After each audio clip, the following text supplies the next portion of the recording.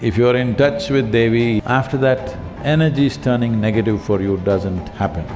Such things will have no influence on a person who's truly meditative. The more mentally, emotionally distracted and unfocused you are, the more you're susceptible to these forces.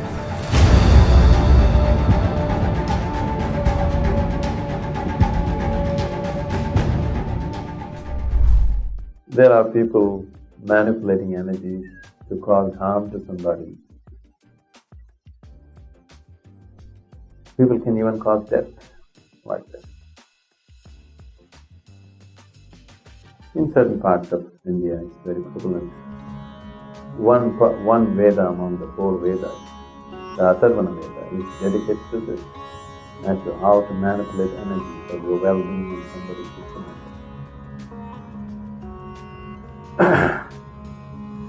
These energies or these kind of practices need not necessarily be directed at you. Right now, if somebody is doing something negative to me, if I am not receptive to it, you are sitting here, you may get it. It's very much possible. It's like somebody is shooting at each other on the street, you are just walking on the street and you may get shot. So, certain practices, if you bring in certain practices or certain utterances into day-to-day life, one can easily tide over this thing.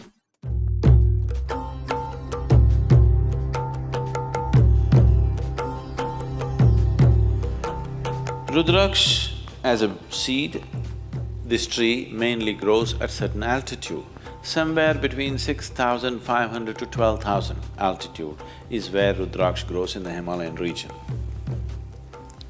And it has very unique vibrations.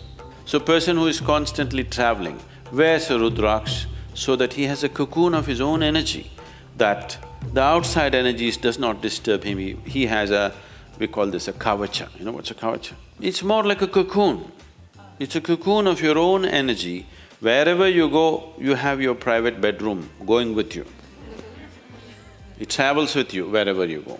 For people who are in family and social situations, the best thing to wear is always the fire-faced Rudraksh. It is best that it is given to you by somebody who knows what it is. Simply buying it off the shelf from in some shop and wearing it is not a good thing. Normally, the Rudraksh that you find here is always sourced through… there are families who have been dealing with Rudraksh for thousands of years, the same family. They hold it as a sacred duty, it's not just business for them.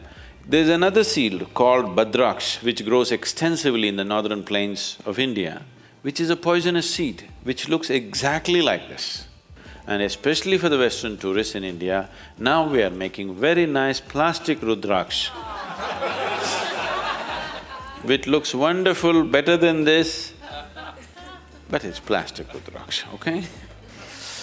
So, it is best that it is always taken through a known source, otherwise all kinds of things will come.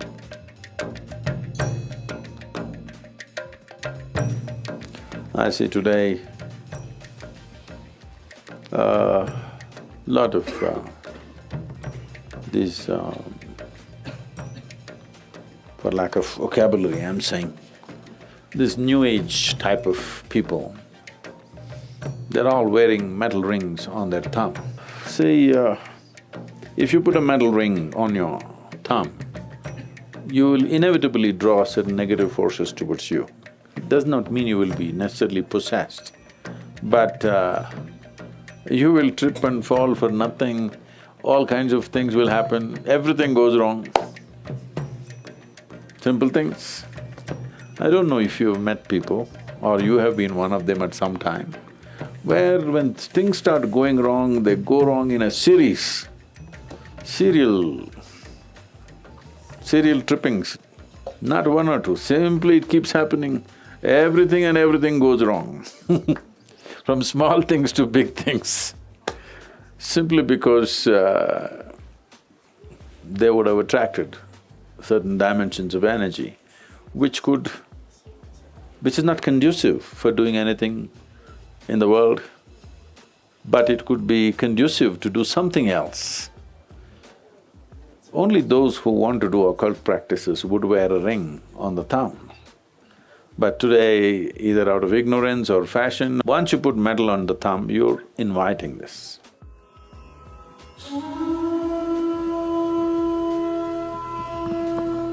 There are hundreds of people who think they are possessed and all this, and we just tell them, you come and sit in the sphere of Dhyana Linga, because there are occult dimensions to Dhyana Linga which just nullifies all this.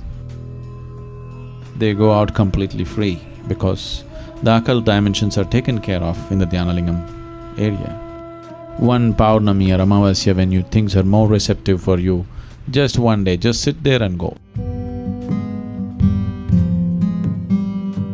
If you're in touch with Devi, either in the form of yantra or in whichever way, the yantra is in your hands or it's in your heart, it's up to you.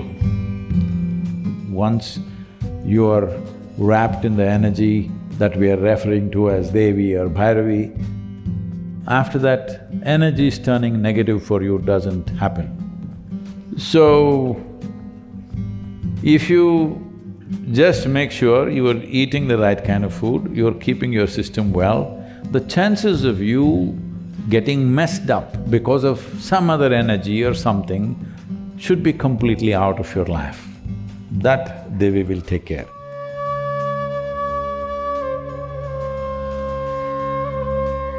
If you're truly meditative, don't even bother about occult. Such things will have no influence on a person who's truly meditative. If you have known… if you know at least a little bit of silence in you, at least few moments of silence in you in a day, you don't worry about occult. Such things cannot impact a person who knows the stillness of his inner being. Someone said, man is ill only because he doesn't know how to be still. It's perfectly correct. It's perfectly right. All the illnesses have happened because they don't know how to be still, especially those which affect your mind, especially those which happen because of other influences. These things are possible only because there is no stillness. So right now with the process of meditation, you are bringing that stillness into your life. If you're still, you will not be ill.